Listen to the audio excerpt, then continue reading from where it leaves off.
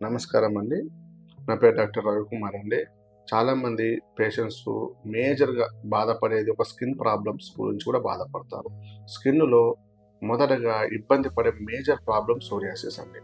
ఇంకొక విషయం ఏంటంటే మేజర్‌గా ఈ సోరియాసిస్‌లో మనం ఎలాంటి క్రీమ్స్ వాడొద్దండి. అనుకుంటాం చాలా స్టెరాయిడ్స్ వాడితే తగ్గిపోతది. కానీ వాడడం వల్ల మనకు ఇబ్బంది. అలా కాకుండా కొబ్బరి నూనె పెట్టండి మీరు.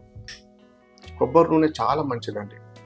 కొబ్బరి నూనె వాడండి. ఇంకోటి వైట్ పెట్రోలియం జెల్లీ వాస్లిన్ అప్లై చేయండి. ఎక్కడ ఎక్కువ ఉంటే అక్కడ వాస్లిన్ రాయండి. ఇంకొకటి ఏమంటే ఒలీవ్ ఆయిల్ కూడా మంచిది. ఒలీవ్ ఆయిల్ కొంచెం కాస్ట్ ఉంటుంది కానీ మనకి దాని ప్లేస్‌లో మీరు కోకోనట్ ఆయిల్ యూజ్ చేయొచ్చు. కొబ్బరి నూనె. అలాగే మనం ఏం చేయాలి, ఇంకా కొంచెం స్కిన్ మంచిగా స్మూత్ అవ్వాలి. అక్కడ చాలా హార్డ్‌గా ఉంది అంటే కొంచెం తేనె కలుపుకోవచ్చండి మీరు. కొంచెం తేనె, కొబ్బరి నూనె 2 కొంచెం మిక్స్ చేసుకొని కూడా రాసుకోవచ్చు. ఇంకా స్కిన్ మొత్తం మనకు పాడైపోతుంది. మొత్తం బ్లాక్ అయిపోతుంది. విపరీతంగా దురదలు ఉన్నాయి, కొంచెం ఇబ్బంది అవుతుందంటే కొంచెం ఉప్పు కూడా కలుపుకోవచ్చండి. ఉప్పు అంటే మనకు అన్నపూర్ణ సాల్ట్, టాటా సాల్ట్ అలా ఉంటాయి కదండి. ఆ సాల్ట్ కాకుండా మన రెగ్యులర్ వాడే సాల్ట్ కాకుండా కల్లుప్పు లాంటిది, లేకుంటే సీ సాల్ట్ అంటాం, సముద్రపు ఉప్పు. అలాంటి ఉప్పు వాడు దొరికితే కనుక ఫ్రెష్ ఉప్పు తీసుకోండి. అలాగే ఫ్రెష్ హనీ తీసుకోండి. అవి రెండుతో పాటు కొంచెం ఒలివ్ ఆయిల్ కానీ కొబ్బరి నూనె కానీ మంచిగా మిక్స్ చేసుకొని ఆ స్కిన్కు మంచిగా పట్టించి రాయండి. అక్కడ ఉన్న పార్ట్ అక్కడ కొంచెం స్కిన్ అనేది పైన మీకు స్మూత్ అవుతుంది తప్ప మీకు క్యూర్ అవ్వదు. కానీ టెంపరరీ కోసం స్కిన్ కొంచెం నార్మల్ అవ్వడానికి. కానీ లోపల నుంచి మన హోమియోపతి మెడిసిన్ ద్వారా ఏమవుతుందంటే లోపల మొత్తం హీల్ అవ్వడం వల్ల మీకు మళ్ళీ బయటకు రాకుండా ఉంటుంది. అక్కడ ఉన్న మచ్చలు కూడా మెల్లమెల్ల తగ్గుముఖం పడతాయి. ఆ మచ్చలు ఉన్నాయనుకోండి మళ్ళీ వచ్చే అవకాశాలు ఉంటాయి. ఆ మచ్చలు కూడా బ్లాక్ మచ్చలు, స్పాట్స్ కూడా తగ్గాలి. ఇవన్నీ కూడా మన హోమియోపతిలో మీరు తగ్గించుకోవచ్చు. ఫస్ట్ ఎన్ని సంవత్సరాల నుంచి ఉంది, మరి దేనికి వచ్చింది, రావడం గల కారణాలు కూడా మనకు చాలా ఇంపార్టెంట్ అండి. ఇప్పుడు సోరియాసిస్ రావడానికి ముఖ్య కారణం టెన్షన్ అని చెప్పొచ్చు, స్ట్రెస్ అని చెప్పొచ్చు. కొంతమంది ఫైనాన్షియల్ టెన్షన్స్ ఉంటాయి, ఫ్యామిలీ టెన్షన్స్ ఉంటాయి, కుటుంబ పరంగా టెన్షన్స్ ఉంటాయి, ఇలా అనేక రకాల టెన్షన్స్ ఉంటాయి. ఇప్పుడు మనం ఇచ్చే పేషెంట్స్లో ఏంటంటే కొంతమంది తగ్గింది. ఒక పేషెంట్ వచ్చారండి మొన్న 6 నెలల క్రితం అనుకుంటాను.